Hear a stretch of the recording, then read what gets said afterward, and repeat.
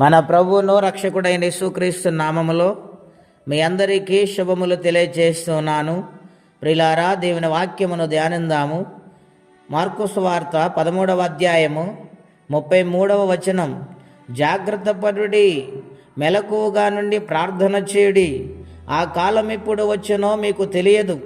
ఒక మనుష్యుడు తన దాసులకు అధికారం ఇచ్చి ప్రతివానికి వాని పనిని మించి మెలకువగా నుండమని ద్వారపాలకునికి ఆజ్ఞాపించి ఇల్లు విడిచి దేశాంతరం పోయినట్టే ఆ కాలము ఉండును.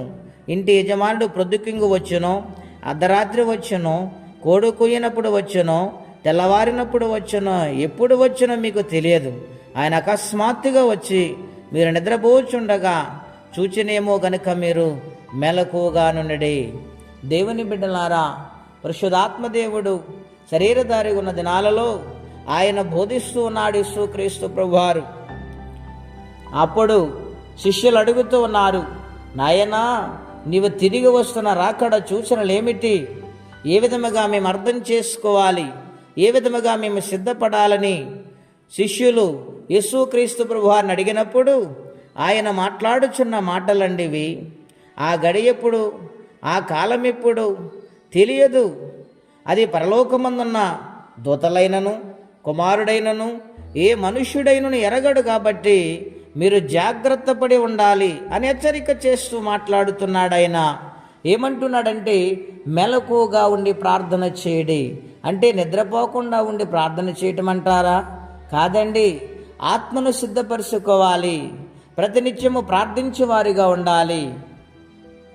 అశాశ్వతమైన ఈ లోకము నుండి శాశ్వతమైన నిత్యరాజ్యానికి ఏ విధముగా ప్రయాణము చేయాలో ఆ విషయములో మెలకువగా ఉండి జ్ఞానము కలిగి దేవునికి లోబడి ప్రార్థించే వారిగా ఉండాలని దాని మాటకు అర్థం.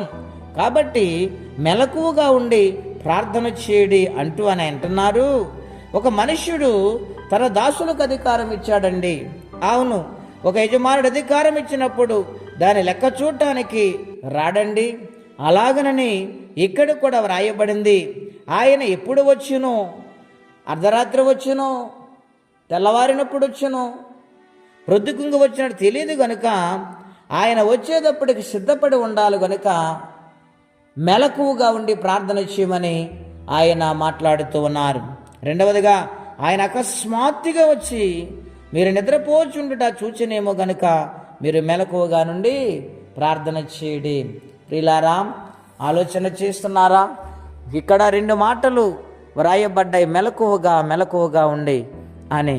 అవును ప్రియులారా, ఆత్మ సిద్ధమే గాని శరీరం బలహీనమని యేసుక్రీస్తు ప్రభువారు గెత్సేమనే తోటలో శిష్యులతో మాట్లాడుతూ కూడా అన్నారు, మెలకువగా నుండి ప్రార్థించండి, ఆ యొక్క సమయము కొరకు సిద్ధపడండి అని ఆయన చెబుతూనే ఉన్నారు. ఈ ఉదయకాలం మనతో మాట్లాడుతున్నారు.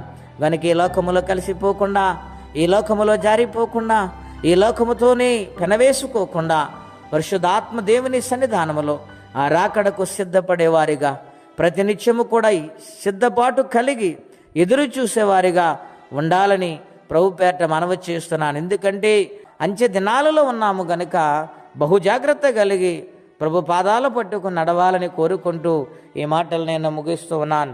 ప్రార్థన అండి. అత్యంత కృప కలిగిన దేవా, మహోన్నతమైన మీ నామం కొరకై వందనాలు, స్తోత్రాలు. నాయన, మెలకువగుండి ప్రార్థించండి, ఆ కాలం ఇప్పుడు మీకు తెలియదు కనుక సిద్ధపాటు కలిగి ఉండమన్నావు నాయన. అలాగే మా జీవితాల్లో కూడా సిద్ధపాటు కలిగి బ్రతికు వారిగా మీ కృపా సహాయం ఇచ్చి మీరు అక్కడకు సిద్ధపరచమని, ఎవరే కష్ట బాధలు ఇబ్బందులు ఉన్నారు వారికి నీ సహాయం పంపించమని, ఇది నమ్మ దీవెనకరంగా మార్చమని యేసుక్రీస్తు వారి పుణ్యనామములో ప్రార్థించి వేడుచున్నాము తండ్రి. ఆమెన్.